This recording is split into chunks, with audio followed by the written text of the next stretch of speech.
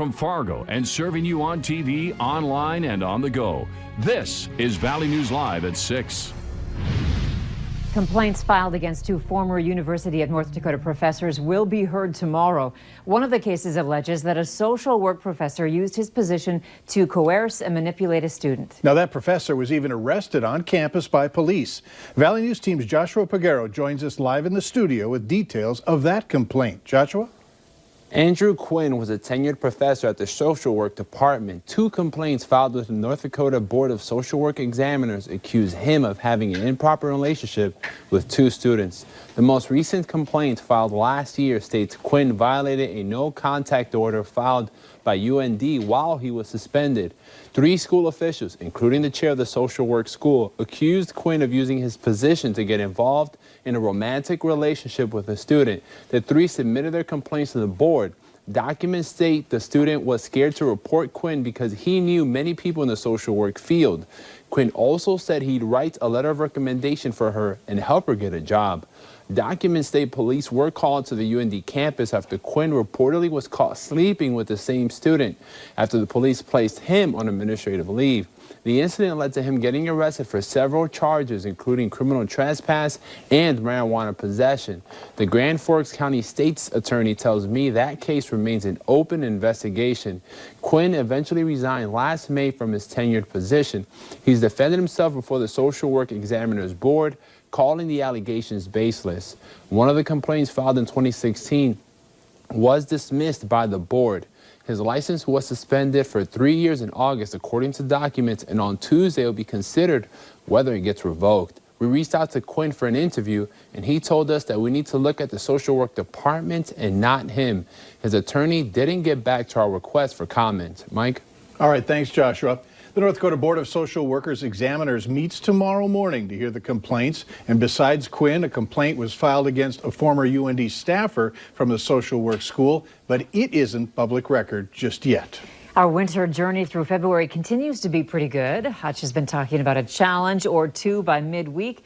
That's a couple days away. Let's find out about tonight. He's here with your no-wait weather planner. Hutch? Andrea, we do have a few flakes moving into the valley for the drive home or your evening plans this Monday night. It's light snow, but again, it's going to cause some areas of slippery across the valley. And speaking of Wednesday, I want to point out a couple of headlines with Wednesday morning's changes. We're going to have some Wednesday morning commute impacts. Brief blizzard conditions will be possible up and down the valley, but the temperatures are expected to fall through the course of Wednesday, 30 to 50 degrees. Unbelievable.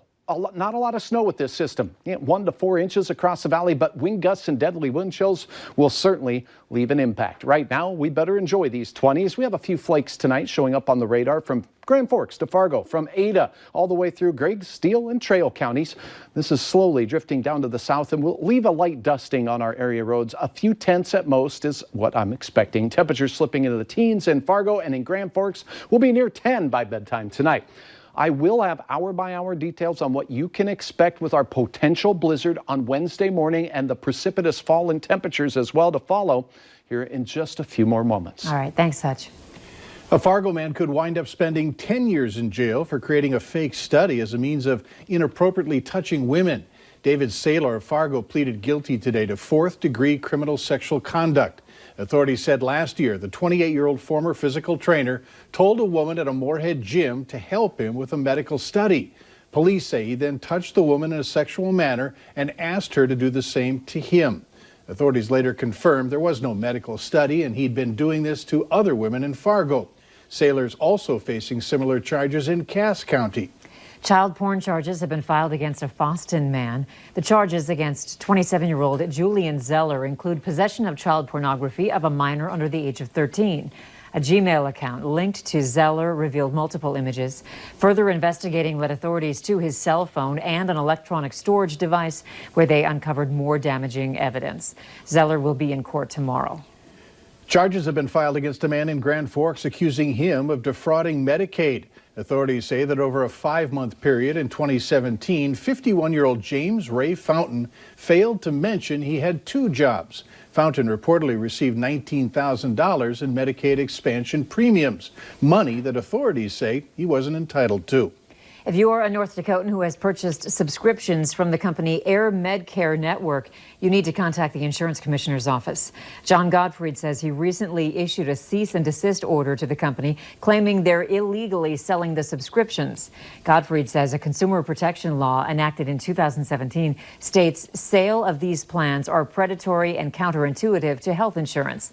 If you have purchased a subscription after August 1st, 2017, call 701-328-2440 or email the North Dakota Insurance Department at insurance@nd.gov. In other news, Dilworth firefighters were mistaken for imposters over the weekend. Fire Chief and Clay County Sheriff Mark Empting says that they were just doing their job.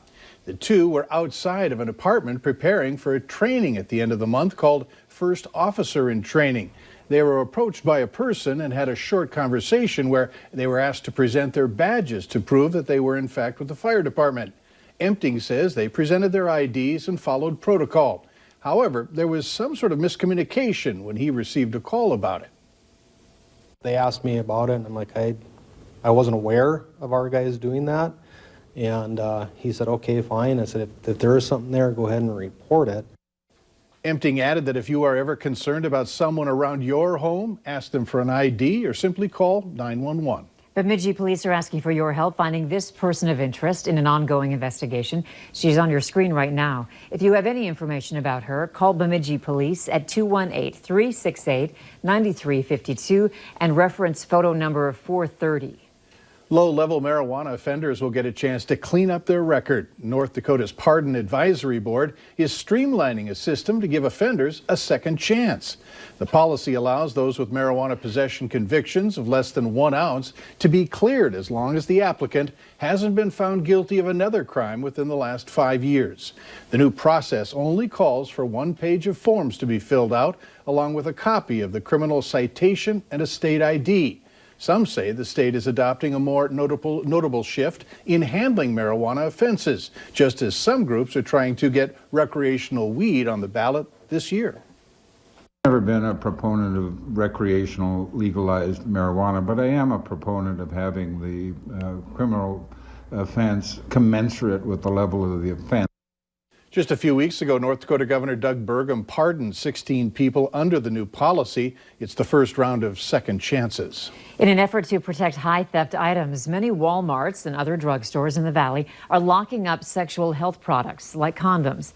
And after running into the problem at a Grand Forks Walmart, one man took to Facebook saying he's concerned it will deter people from the products and practicing safe sex, a worry also echoed by some experts.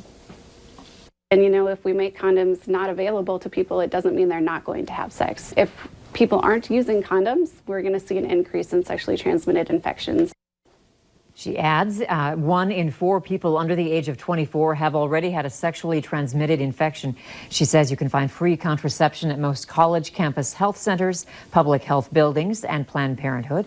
We reached out to Walmart for a comment today, but have not heard back. Folks living in Dilworth have something to be excited about as work continues on a new restaurant and strip mall. By late June, a new 150-seat restaurant with a full-service bar and banquet room will be opening.